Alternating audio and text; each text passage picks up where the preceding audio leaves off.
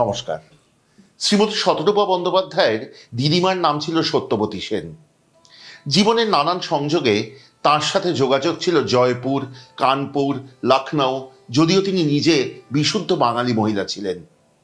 এবার তার রান্নায় বাংলার সাথে সাথে এই সব জায়গার প্রভাব ঢুকে আসে এবং তিনি অনবদ্য একজন রন্ধনশিল্পী ছিলেন। তার নানান রান্না ধরা আছে শতরূপাদির লেখায়। কিন্তু তার থেকেও নাকি আরও বেশি রন্ধনপটীয়সী ছিলেন তার এক যার নাম প্রতিমা সেন।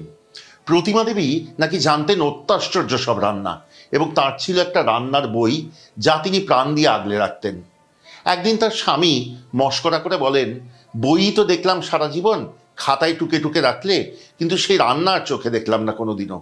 এই কথাটিকে তিনি জীবনে বড় চ্যালেঞ্জ হিসেবে নেন এবং পরবর্তী 100 দিন, হ্যাঁ ঠিক শুনছেন, পরবর্তী গুনে গুনে 100টি দিন প্রত্যেক রাত্রে তিনি তার স্বামীকে এবং পরিবারের সবাইকে নতুন একটি করে মাংসের পদ করে খাইয়েছিলেন।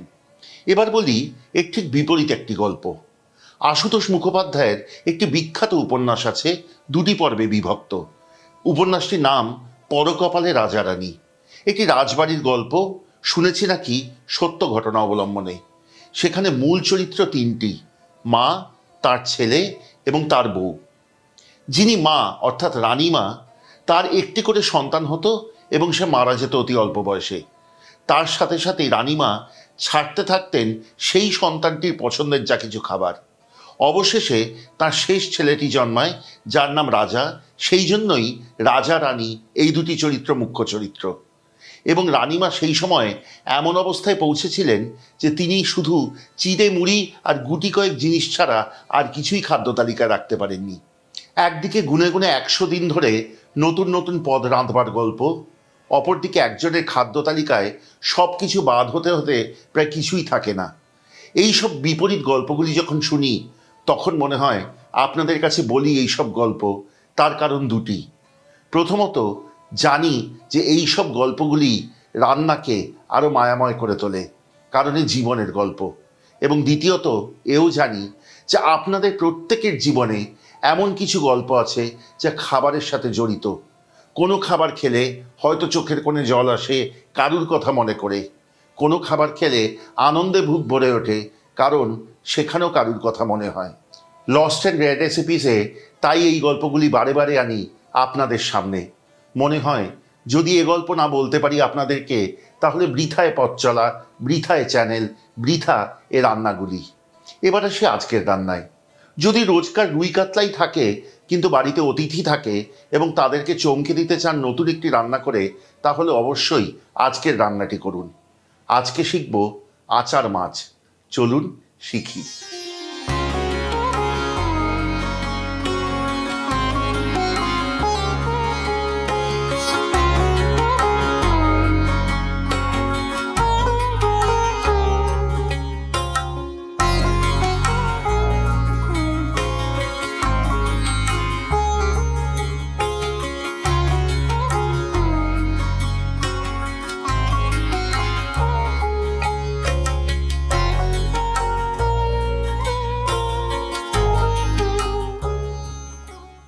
প্রথমেই বলবো এই রান্নাটি কিন্তু অভাবনীয় রকমের সহজ। শুধু 4টি পর্যায় পরপর অনুসরণ করুন, রান্না শেষ। এবং তার শেষ ফল এমন সুন্দর হবে ভাবতেও পারবেন না। প্রথমে চলুন একসাথে পিষে নিই পরপর বেশ কয়েকটি উপকরণ। প্রথমে নিয়ে নিন 1 টেবিল চামচ কালো সর্ষে, তার সাথে দিন 2টি শুকনো লঙ্কা, 1 চা চামচ গোটা মৌরি, 1 চা চামচ গোটা ধনে, 1 চা চামচ গোটা জিরে, 8 চা চামচ গোটা গোলমরিচ, 1 চা চামচ হলুদ গুঁড়ো, উঁচু করে নেওয়া 1 চা চামচ পরিমাণ আদা বাটা, 2 টেবিল চামচ পরিমাণ তেঁতুলের কাঠ এবং এর সাথে অল্প একটু জল যোগ করে সব উপকরণ মিহিভাবে বেটে নিন।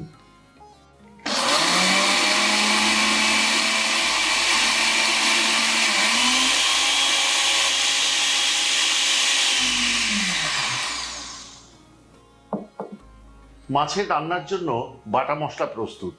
এবার 4টি মাছের টুকরো নিয়েছি আমি, সেগুলিতে নুন হলুদ মাখিয়ে সর্ষের তেলে হালকা ভেজে তুলব।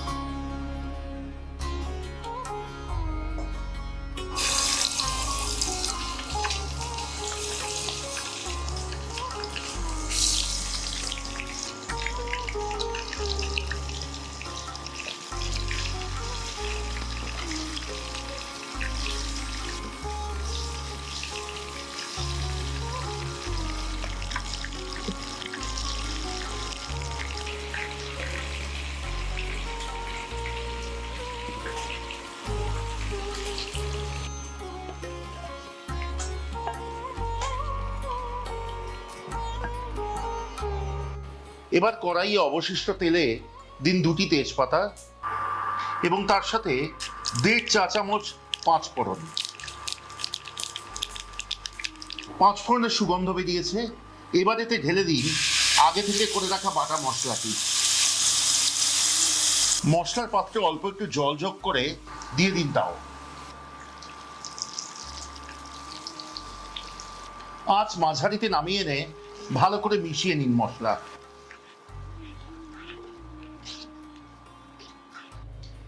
এরপরে দিয়ে দিন নিজের স্বাদ অনুযায়ী কাঁচা লঙ্কা কুচি। ঝোল ফুটে উঠবার জন্য অপেক্ষা করুন এবং তারপর এতে দিয়ে দিন মাছ।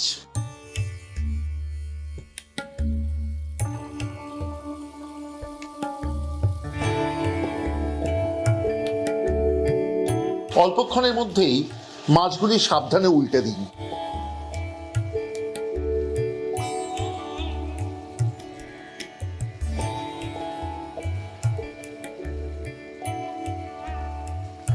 এবার এতে যোগ করুন অল্প খানিকটা জল এবং তার সাথে দিয়ে দিন স্বাদ অনুসারে নুন। ভালো করে নেড়ে মিশিয়ে নিন এই পর্যায়ে এবং তারপর ঢাকা দিয়ে হতে দিন পরবর্তী 5 থেকে 7 মিনিট। যতক্ষণ রান্নাটি হচ্ছে আপনাদেরকে বলি যে অনেকেই কিন্তু আমাদেরকে প্রশ্ন করেন এইসব হারিয়ে যাওয়া বা বিরল রান্নার স্বাদ কিভাবে পেতে পারেন। তাদের জন্য রইল আমাদের নম্বর। আমাদের যোগাযোগ করুন 6291834357 এই নাম্বারে।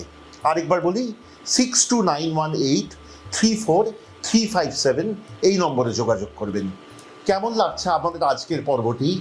এই শতরূপা বন্দ্যোপাধ্যায় রান্না সিরিজটি এবং আমাদের চ্যানেলের অন্যান্য রান্না দয়া করে আমাদের কমেন্টে লিখে পাঠান। যতদূর সম্ভব উত্তর দেবার চেষ্টা করব।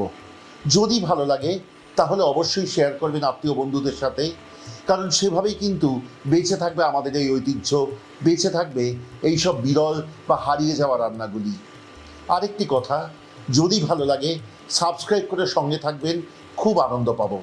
যদি চান আমাদের সব রান্নার নোটিফিকেশন প্রথম পৌঁছবে আপনাদের কাছে, তাহলে অতি অবশ্যই বেল আইকনটি টিপে দেবেন।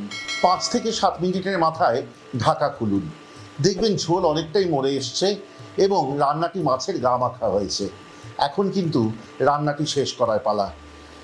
প্রথমে এতে ঢেলে দিন কাঁচা তেল, তারপর নামিয়ে পরিবেশন করুন গরম ভাতের সাথে। দেখবেন মুগ্ধ হবেন যাকেই পরিবেশন করবেন তিনি।